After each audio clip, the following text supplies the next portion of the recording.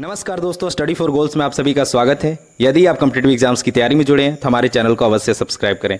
It's me Ranjeet Kumar. You can follow me on Instagram and Twitter.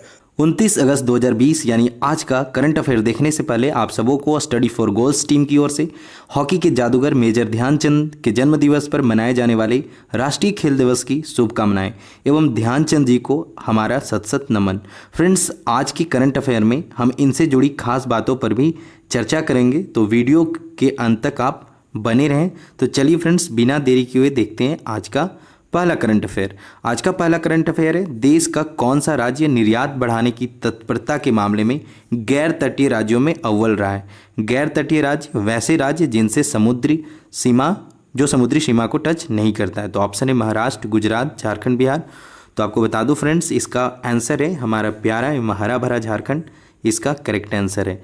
यानी देश का कौन सा राज्य निर्यात बढ़ाने की तत्परता के मामले में गैर तटीय राज्यों में अव्वल रहा है, तो हमारा झारखंड रहा है। चलिए इस संदर्भ में कुछ एक्सप्लेनेशन देख लेते हैं। यह रिपोर्ट जो है फ्रेंड्स नीति आयोग के द्वारा जारी की गई और इस रैंकिंग में झारखंड महाराष्ट्र और गुजरात के बाद तीसरे पायदान पे है। तो महाराष्ट्र और गुजरात तो समुद्री सीमा से टच करते हैं, तो गैर समुद्री सीमा वाले राज्य के मामले में झारखंड पहले स्थान पे।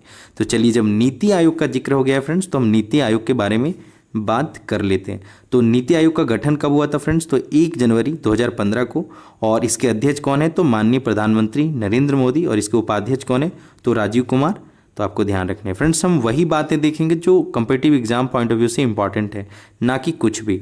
फ्रेंड्स, आज का दूसरा प्रश्न है, 29 अगस्त को किस महान खिलाड़ी के जन्म दिवस को राष्ट्रीय खेल दिवस के रूप में मनाया जाता है? तो ऑप्शन है जयपाल सिंह मुंडा, मेजर ध्यानचंद, सचिन तेंदुलकर और विश्वनाथन आनंद। तो इसका सही आंसर क्या है फ्रेंड्स? मेजर ध्यानचंद जी के जन्म दिवस को राष्ट्रीय खेल दिवस के रूप में मनाया जाता है। इस संदर्भ में कुछ बातें हम देख लेते हैं। भारत के महान खिलाड़ी मेजर ध्यानचंद, जिनका जन्म 29 अगस्त 1905 को हुआ था, और इन्हीं के जन्म दिवस को राष्ट्रीय खेल दिवस के रूप में मनाया जाता है। मेजर ध्यानचंद को फ्रेंड्स हॉकी के जादूगर के नाम से भी जाना जाता है, तो ध्यान रखिए। और कहीं कहीं विजार्ड भी लिखा जाता है, तो इन्हें विजार्ड के नाम से भी जाना जाता है। तो कन्फ्यूज होने की ज़रूरत नहीं है, ध्यान रखिए। आगे बता दूं फ्रेंड्स, मेजर ध्यानचंद 1928 में एम्स्टर्डम, 1932 में लॉस एंजिल्स एवं 1936 में बर्लिन ओलंपिक खेलों में स्वर्ण पदक जीतने वाली टीम के सदस्य थे। और इसके अलावा बता दूं 1936 में जो बर्लिन ओलंपिक हुआ था फ्रेंड्स, तो जर्मनी के तानाशाह हिटलर के प्रस्ताव को ठुकराने के लिए इन्हें विशेष तौर पर याद किया जाता है। और ये बातें जनरली हम लोग बचपन से सुनते आ रहे हैं कि मेजर ध्यानचंद ने हिटलर के द्वारा दिए गए प्रस्ताव को ठुकरा दिया था। ठीक है। झारखंड के प्रशिक्षक धर्मेंद्र तिवारी को आज ही द्रोणाचार्य पुरस्कार से सम्मानित किया जाएगा। और द्रोणाचार्य पुरस्कार पाने वाले झारखंड के ये तीसरे व्यक्ति हैं। इससे पूर्व संजीव कुमार सिंह, पूर्णिमा महतो को द्रोणाचार्य पुरस्कार से सम्मानित किया जा चुका है। संजीव कुमार सिंह को 2007 में एवं पूर्णिमा महतो को 2013 में इस पुरस्कार से नवाजा जा चुका है। और ये तीनों खिलाड़ी तीरंदाजी से जुड़े हुए हैं, तीरंदाजी के कोच हैं। भारतीय इतिहास में पहली बार राष्ट्रीय खेल पुरस्कार 2020 को वर्चुअली आयोजित किया जाएगा तथा राष्ट्रपति रामनाथ कोविंद पुरस्कार विजेताओं को पुरस्कार प्रदान करेंगे। आगे बता दूं फ्रेंड्स, राजीव गांधी खेल रत्न पुरस्कार भारत का सबसे बड़ा यानी सर्वश्रेष्ठ खेल पुरस्कार है। इस वर्ष क्रिकेटर रोहित शर्मा को इस पुरस्कार से नवाजा जाएगा और इसके अलावा 3 अन्य खिलाड़ियों को भी यह पुरस्कार दिया जाएगा। तो सुनने में तो अच्छा लगा, अन्य 3 खिलाड़ी। तो आपको कमेंट बॉक्स में इन तीनों खिलाड़ियों के नाम लिखने हैं। गूगल कीजिए और इसे लिखिए। एग्ज़ाम हॉल में कंफ्यूज होने से अच्छा है कि यहाँ पे इन तीनों के नाम जान लीजिए और यह भी लिखिए कि ये तीनों किस खेल से जुड़े हुए हैं। आगे बता दो फ्रेंड्स, आपकी तैयारी को अगेन और बेहतर बनाने के लिए हमारी स्टडी फॉर गोल्स टीम इसी संडे को आपके लिए फुल लेंथ टेस्ट ला रही है, जो 30/8/2020 को आएगी। और यह टेस्ट ऑफलाइन और ऑनलाइन दोनों माध्यम में होगा। ऑफलाइन टेस्ट आपको मॉर्निंग 6 AM में दिया जाएगा और ऑनलाइन टेस्ट इवनिंग 4 PM में दिया जाएगा। और इन दोनों टेस्ट हो जाने के बाद आपको हमारे व्हाट्सएप ग्रुप पे आंसर की भी मिल जाएगा, तो जहां से आप अपने मार्क्स चेक कर सकते हैं। ऑफलाइन का मार्क्स आप चेक कर सकते हैं, ऑनलाइन हमारे द्वारा जारी कर दिया जाएगा। तो आप हमारे इस फुल लेंथ टेस्ट से ज़रूर जुड़िए। एक बात और बता दूं फ्रेंड्स, 1 सितंबर 2020 से हमारे चैनल पे हर चीज़ें रूटीन होंगी। यानी 30 की इवनिंग तक आपको हमारे चैनल पे आने वाली हर सब्जेक्ट, किस सब्जेक्ट का वीडियो कब आने वाला है, इसका रूटीन मिल जाएगा, ताकि आपको एक खास समय पे आने वाले वीडियोस की जानकारी हो। इसके अलावा फ्रेंड्स हमने एक नई एंड बेहतरीन पहल शुरू की है माइक्रो टेस्ट की, जो डेली 4 PM को आ रहा है और इसमें 12 प्रश्न पूछे जाते हैं, यानी JSSC CGL PT के 120 प्रश्नों का 10% यानी 12 प्रश्न यहाँ पे आते हैं। इसके अलावा डेली टेलीग्राम क्विज हो रहा है, तो आप हमारे टेलीग्राम चैनल से जुड़िए। मिनी टेस्ट एवरी मंथ 15वें दिन, मंथ के 15वें दिन होगा, जिसमें 50% क्वेश्चन होंगे। और इसके अलावा फुल लेंथ टेस्ट है और ये सारी चीज़ें बिल्कुल 100% फ्री है। तो आप हमारे व्हाट्सएप ग्रुप से जुड़िए और इस ग्रुप से जुड़ने के लिए आपको करना क्या है फ्रेंड्स, तो आपको अपना नाम और आप किस जिले से बिलोंग करते हैं टेक्स्ट कीजिए। गर्ल्स एंड बॉयज़ के लिए सेपरेट ग्रुप है, आपको ग्रुप में ऐड कर दिया जाएगा। तो चलिए फ्रेंड्स देखते हैं आज का तीसरा प्रश्न। निम्न में से झारखंड के किन मंदिरों को राज्य के व्यक्तियों के लिए सशर्त खोल दी गई? तो ऑप्शन है बाबा वैद्यनाथ धाम, बाबा बासुकीनाथ धाम, उपरोक्त दोनों, या पारसनाथ मंदिर। तो इसका सही आंसर क्या है फ्रेंड्स, उपरोक्त दोनों। बाबा वैद्यनाथ धाम और बाबा बासुकीनाथ धाम मंदिर को झारखंड के लोगों के लिए खोल दिया गया। तो चलिए फ्रेंड्स यहाँ से क्या प्रश्न competitive exam point of view से इंपॉर्टेंट हो जाते हैं। तो पहला तो बाबा वैद्यनाथ धाम मंदिर झारखंड के किस जिले में स्थित है? तो झारखंड की सांस्कृतिक राजधानी देवघर में स्थित है। और इसके अलावा बाबा बासुकीनाथ मंदिर दुमका जिले में स्थित है और दुमका जिले को झारखंड की उपराजधानी है। ठीक है। पारसनाथ पहाड़ी झारखंड के गिरिडीह जिले में स्थित है, जो झारखंड की सबसे ऊंची चोटी है और जिसकी ऊंचाई कितनी है फ्रेंड्स, तो 1350 मीटर है और 4430 फीट है। तो कंफ्यूज नहीं होइएगा, मीटर और फीट का ध्यान रखिएगा, यूनिट का ध्यान रखिएगा। और फ्रेंड्स इस डाटा में अगर 1348 या फिर 4440 है तो वो माइनर चीज़ें हैं, वो उस पर गौर नहीं करना है। एग्जाम में इतने क्लोज ऑप्शंस नहीं दिए जाएंगे, तो आपको इन दोनों को याद रखिए, आप सही से आंसर कर पाएंगे। आज का चौथा प्रश्न है फ्रेंड्स, झारखंड में स्थित किस कंपनी के द्वारा NCL के लिए कोल हैंडलिंग प्लांट बनाया जाएगा? अगेन फ्रेंड्स मैं रिपीट कर दे रहा हूँ क्वेश्चन, झारखंड में स्थित किस कंपनी के द्वारा NCL के लिए कोल हैंडलिंग प्लांट लगाया जाएगा?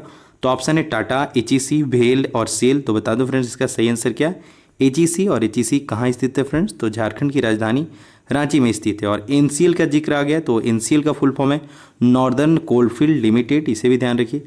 HEC झारखंड की राजधानी रांची में स्थित है तथा इसका गठन कब हुआ था याद रखिए, बार बार मैं बताया हूँ 1958 में। और किस देश के सहयोग से, तो चेकोस्लोवाकिया देश के सहयोग से इसका गठन किया गया है। चेकोस्लोवाकिया देश का राजधानी और मुद्रा में कई बार बता चुका हूँ, लिख सकते हैं आप कमेंट बॉक्स में। टाटा स्टील का स्थापना कब हुआ था फ्रेंड्स, तो 26 अगस्त 1907 को, सॉरी यहाँ मिस्टेक है, कब हुआ था 1907 को, तो हाल फिलहाल ही हुआ था, इसलिए मैं इसे ऐड कर दिया। आज का पांचवा प्रश्न है फ्रेंड्स, राज्य की किस रेलवे स्टेशन पर यात्रियों के लिए डिस्पोजेबल लिनन बूथ का शुभारंभ किया गया है? तो लिनन बूथ कोई टफ वर्ड नहीं है, इससे कंफ्यूज नहीं होना। लिनन बूथ एक तरह से PPE किट होता है, उस प्रकार का एक किट है जिसमें एक चादर और कुछ बोतल वगैरह या फिर यात्रा करने के लिए जो बेसिक चीज़ें हैं कोरोना से बचने के लिए, उन सब चीज़ों को यहाँ प्रोवाइड किया जाएगा लिनन बूथ के माध्यम से। तो ऑप्शन है Hatia railway station, Chakradharpur railway station, Ranchi railway station और उपरोक्त सभी जगह। तो इसका सही आंसर क्या है फ्रेंड्स, रांची रेलवे स्टेशन पर यह पहल शुरू की गई है। इस बूथ से यात्री 2 प्रकार का डिस्पोजेबल लिनन खरीद सकते हैं और जो पहला होगा वो 250 रुपये के डिस्पोजेबल लिनन सेट में एक बेडशीट, एक मास्क, एक ब्लैंकेट, एक फेस शील्ड तथा एक सैनिटाइजर का साचेट होगा, मतलब कॉम्बिनेशन होगा। और दूसरा होगा 150 रुपये का। तो यदि आप यात्रा करना चाह रहे हैं तो आपके लिए अच्छा सुविधा है और आप यहाँ पे परचेज कर सकते हैं। आज का छठा प्रश्न है फ्रेंड्स, रांची के किन खिलाड़ियों को ICA का प्रतिनिधि बनाया गया? ऑप्शन है आदिल हुसैन, प्रदीप खन्ना, उपरोक्त दोनों और उपरोक्त में से कोई नहीं। तो इसका आंसर जान लीजिए, उपरोक्त दोनों यानी आदिल हुसैन और प्रदीप खन्ना को ICA का प्रतिनिधि बनाया गया। तो ICA क्या है फ्रेंड्स, तो एक ICA का फुल फॉर्म याद रखिए इंडियन क्रिकेटर्स एसोसिएशन है, जिसका गठन 2019 में ही किया गया।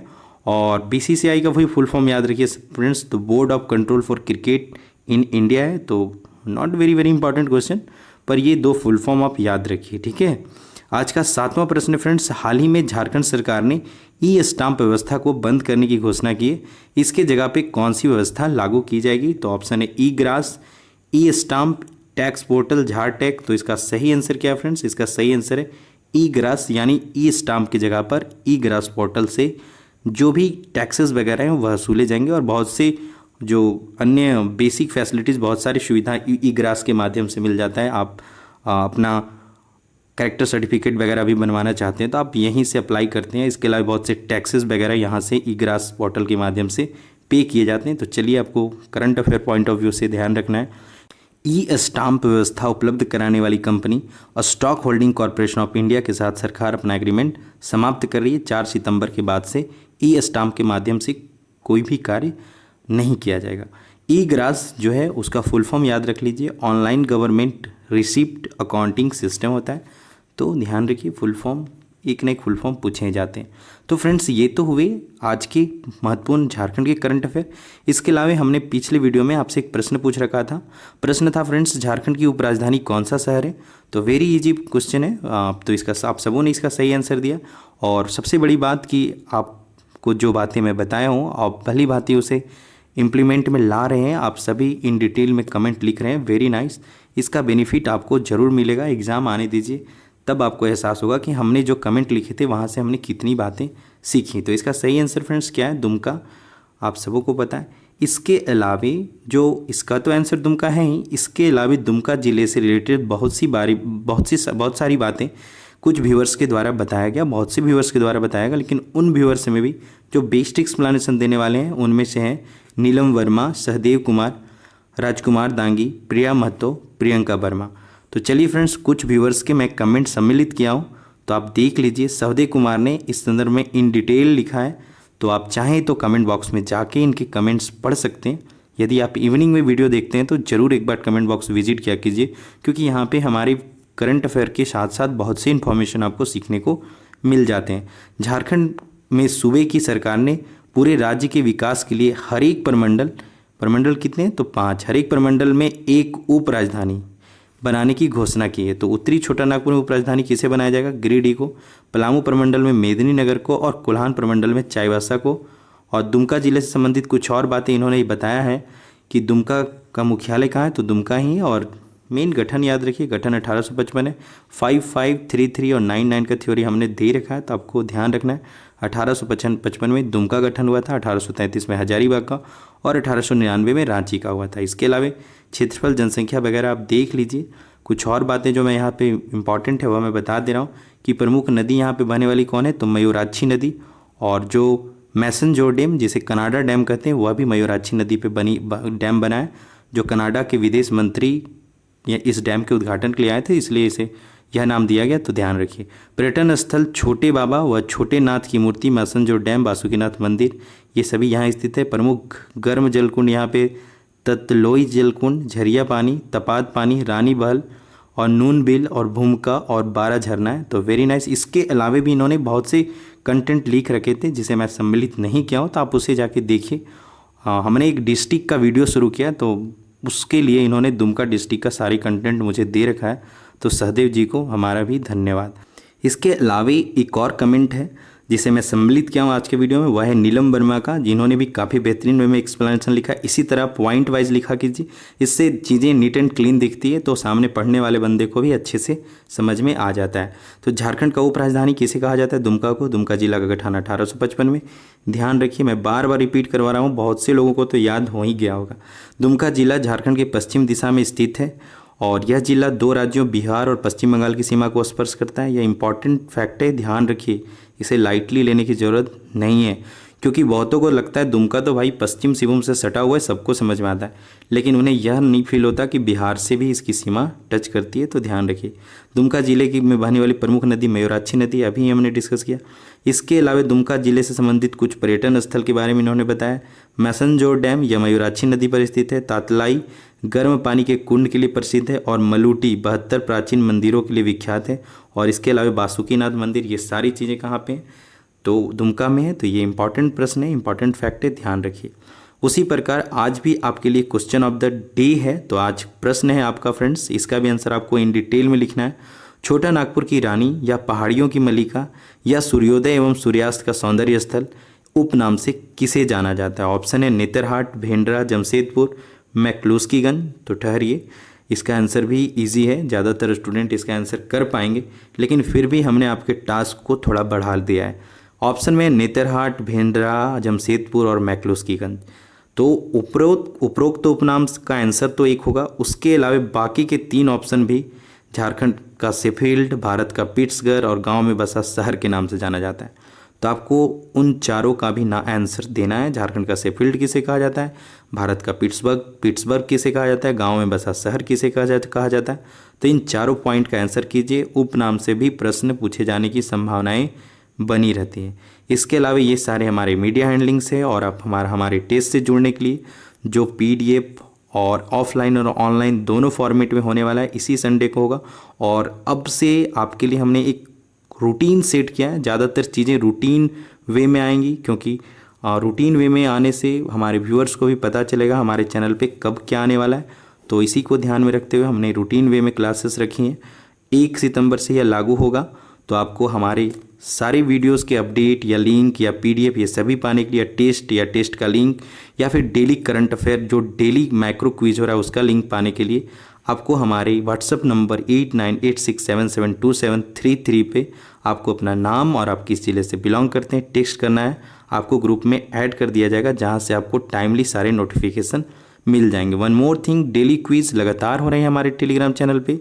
तो वहाँ पे यदि आप टेलीग्राम यूज करते हैं, और स्टूडेंट होकर अगर टेलीग्राम यूज नहीं कर रहे हैं तो मुझे थोड़ा ऑड लगता है। आपको टेलीग्राम यूज करना ही चाहिए। वहीं यहाँ स्टडी फॉर गोल्स ही नहीं, इसके अलावा भी बहुत से चैनल हैं, जैसे में नेक्स्ट एग्ज़ाम वगैरह, जहाँ पे राष्ट्रीय अंतर्राष्ट्रीय करंट अफेयर ये सब मिल जाएंगे। तो उसका भी लाभ उठाइए। जहाँ से भी नॉलेज आ रहा है लीजिए और अपना सिलेक्शन लीजिए एग्ज़ाम में, और एक अच्छा लाइफ जीने का प्रयास किया जाए, और उस अच्छे लाइफ में दूसरों का भी कल्याण करने का प्रयास किया जाए। तो स्टडी फॉर गोल्स टीम आपको आपके मंजिल तक पहुंचाने के लिए आपके साथ है फ्रेंड्स। पूरी तन्मयता से एग्ज़ाम की तैयारी में लगे रहिए। और फिर मैं मिलूँगा नेक्स्ट वीडियो में झारखंड करंट अफेयर के साथ। तब तक के लिए फ्रेंड्स, आप सबों को all the best for your upcoming exam and for your preparation. जय हिंद, जय भारत एंड टेक केयर।